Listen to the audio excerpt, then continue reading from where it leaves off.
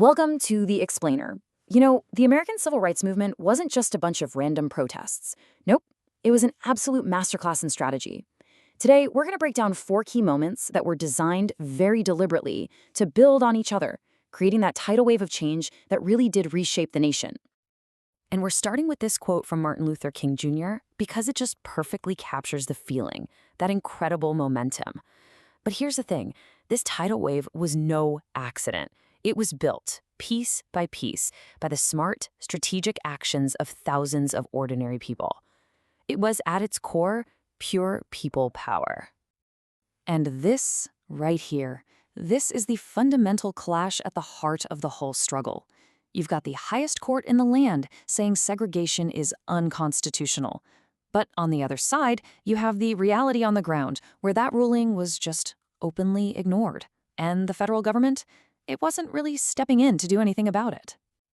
So that brings us to our first cornerstone. We've got to understand the system they were up against. How exactly was this unjust status quo being held in place, in direct defiance of federal law? Well, the answer was this deeply rooted system of state and local rules called Jim Crow laws. As you can see here, they basically mandated racial segregation in every single aspect of public life. We're talking buses, water fountains, schools, you name it. It was a society built from the ground up on forced inequality. Okay, so the first major crack in this system, it didn't come from Washington. It came from the ground up in Montgomery, Alabama, where regular citizens figured out how to turn their collective economic power into an incredibly powerful tool for justice. After Rosa Parks was arrested, this number just appeared. 40,000. Let that sink in. That's how many black residents in Montgomery, on a single day, December 5th, 1955, refused to ride the city's buses. I mean, can you just imagine the sheer coordination and the shared resolve behind that one number? And this was not just a one-day thing. Oh, no. It turned into this massive logistical operation.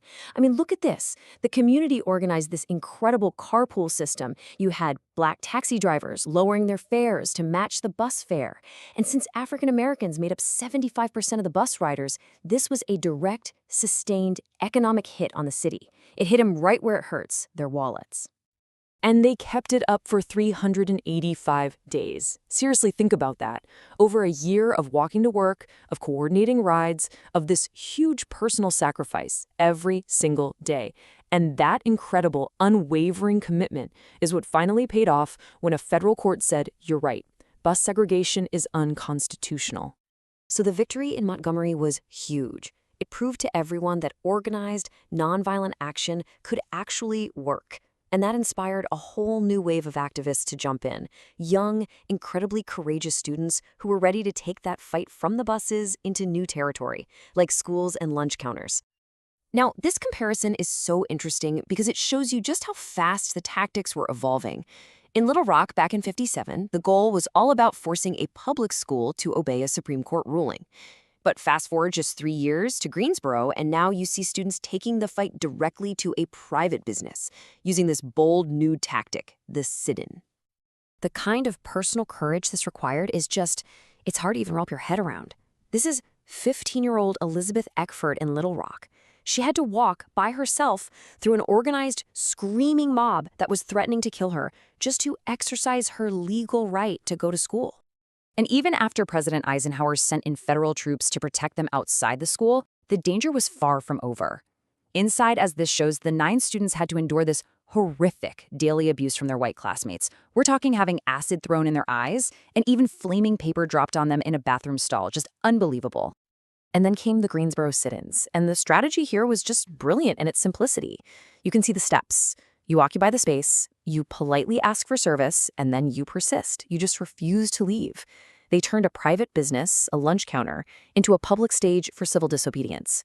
And they were smart about it, recruiting others to take their place when they were arrested. That's how this tactic just spread like wildfire to other cities. So this was the next logical question, right? The Supreme Court had already ruled that segregation on interstate travel was unconstitutional.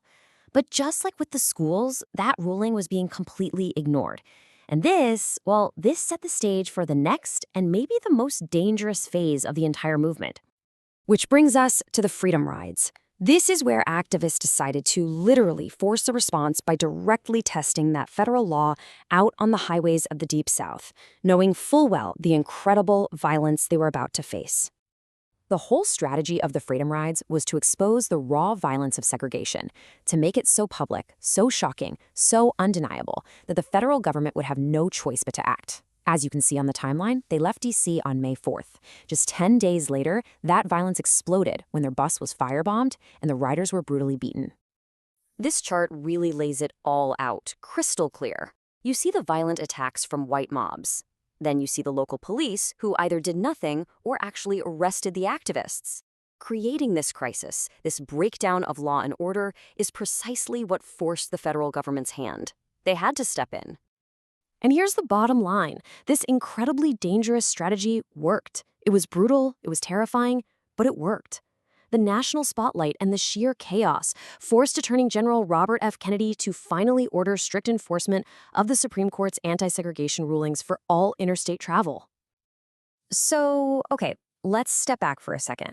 We've looked at these 4 cornerstones. What's the big picture? How do they all connect and create this massive ripple effect of change? Well, the thing to remember is that these protests were not isolated incidents. They were a connected, escalating series of strategic moves. The Montgomery boycott proved economic pressure worked. The student sit-ins took that direct action into the private sector, and the Freedom Rides took it all the way to the federal level. Each success built momentum and credibility, fueling the next protest, creating that very tidal wave of change that MLK talked about. Ultimately, this whole story leaves us with a really powerful question. A law can exist on paper, but what does it actually take to make it a lived reality for people? These events show us it takes brilliant strategic planning, an incredible amount of courage, and the unwavering persistence of thousands of ordinary people. And it forces us to ask ourselves, what does it truly take to bridge that gap between law and justice? Not just back then, but today.